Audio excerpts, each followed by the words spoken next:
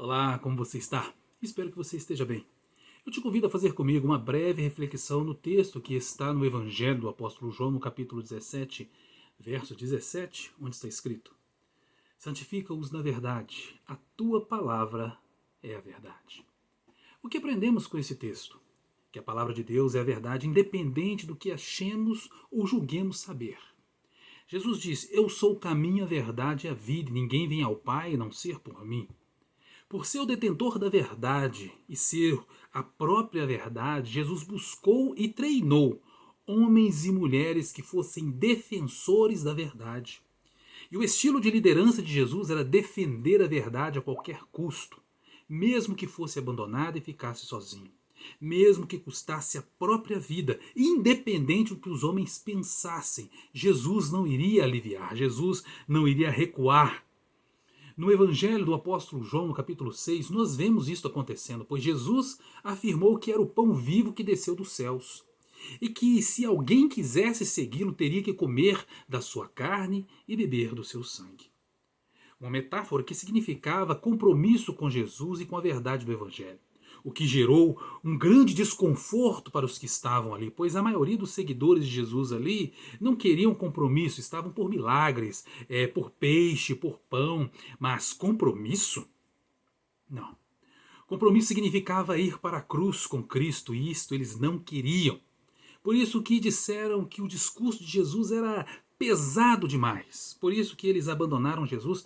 Mas não ficou só nisso. Antes de abandonar Jesus, eles o criticaram, o ridicularizaram e tentaram desacreditá-lo.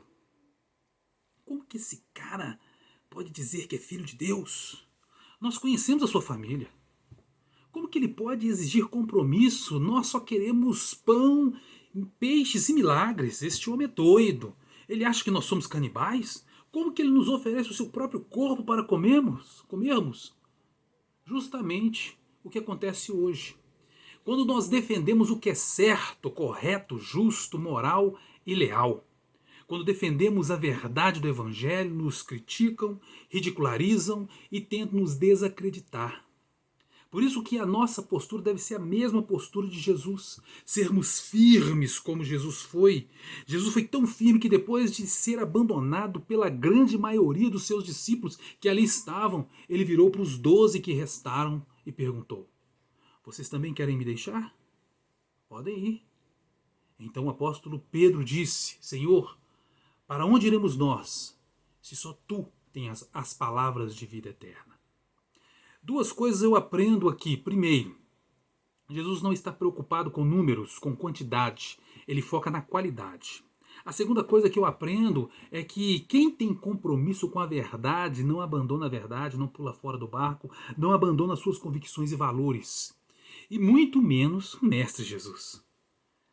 Quem tem compromisso com a verdade vai até o fim. Não cede à pressão popular. Fica com o que é verdadeiro e fica até o fim. Este é o estilo de liderança de Jesus. Não negocia a verdade. Jesus não negocia o valor. Quem quiser ser discípulo de Jesus tem que se adequar, tem que ter compromisso com a verdade do Evangelho e com o reino de Deus. Outro exemplo foi o jovem rico em Mateus 19. Ele queria tanto o reino dos céus, mas não queria abrir mão do que possuía por amor a Jesus. Por isso que Jesus usa a metáfora, da agulha e do camelo. Porque quem confia na riqueza dificilmente terá fé suficiente para crer em Jesus. E é lamentável ver que enquanto Jesus nos ensina a nos desprendermos do dinheiro e das riquezas para alcançarmos o reino dos céus, algumas igrejas fazem exatamente o contrário, adotam o dinheiro, a cobiça para atrair seguidores para a igreja, mentindo descaradamente, oferecendo o que Jesus não ofereceu, barganhando a fé em troca de dinheiro e da tal prosperidade. Enquanto que a verdade é que Deus promete suprir todas as nossas necessidades. Jesus não negocia, Jesus não barganha. Por isso que aquele jovem rico foi embora. Jesus não foi atrás dele, pois a verdade ela é inegociável. Quem conhece a verdade da palavra de Deus não barganha, não negocia com a verdade. Por isso que João Batista morreu. por denunciar um adultério e não por escondê-lo. João Batista foi decapitado porque se manteve firme aos valores do reino e não se calou diante de um claro adultério do rei Herodes, entre o rei Herodes e Herodias. João Batista preferiu morrer de pé a viver de joelhos. Preferiu morrer a fazer como os politicamente corretos da época, fechando os olhos para o pecado, varrendo o que é errado para debaixo do tapete. Sabe o que eu aprendo aqui? Que o pecado tem que ser denunciado. Mesmo que a verdade tenha que ser dita a todo custo, o pecado tem que ser denunciado e a verdade tem que ser dita a todo custo. Porque não se conformar com esse mundo é indignar-se diante do que é errado e não aceitar de forma alguma, mesmo que algum parente ou algum familiar esteja envolvido, pois o pecado não deixará de ser pecado só porque foi um parente seu que errou.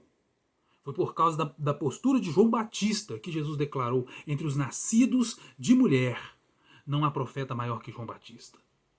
João Batista foi honrado por Deus porque se manteve fiel aos princípios de Deus e à verdade do Evangelho.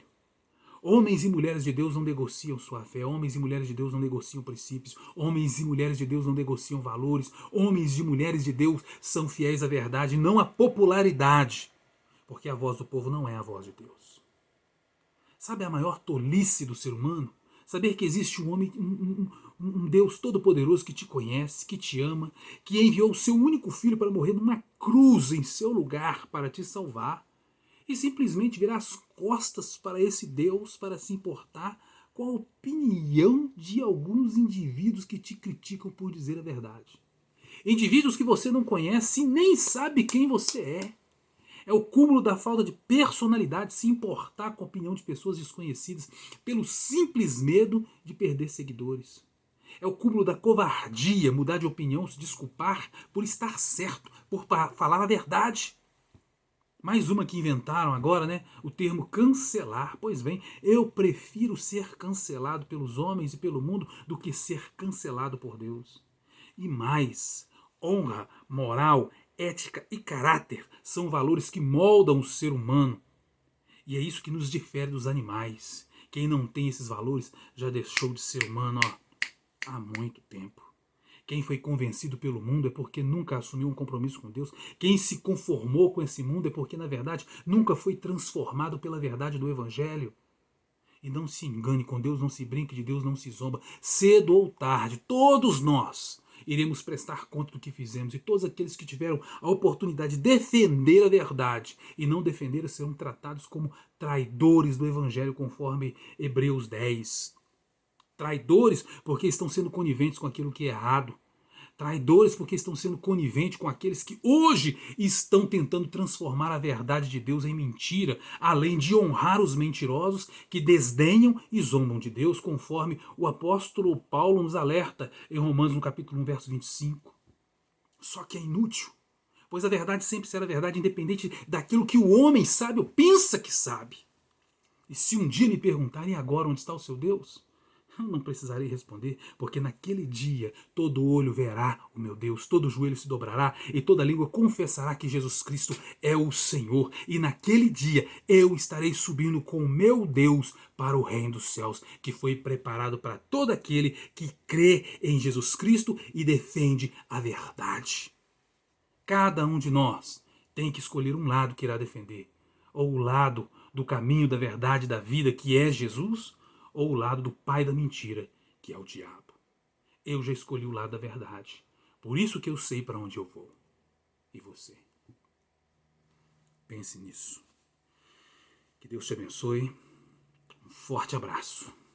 E mantenha sempre viva a esperança. Até o nosso próximo encontro, se Deus quiser.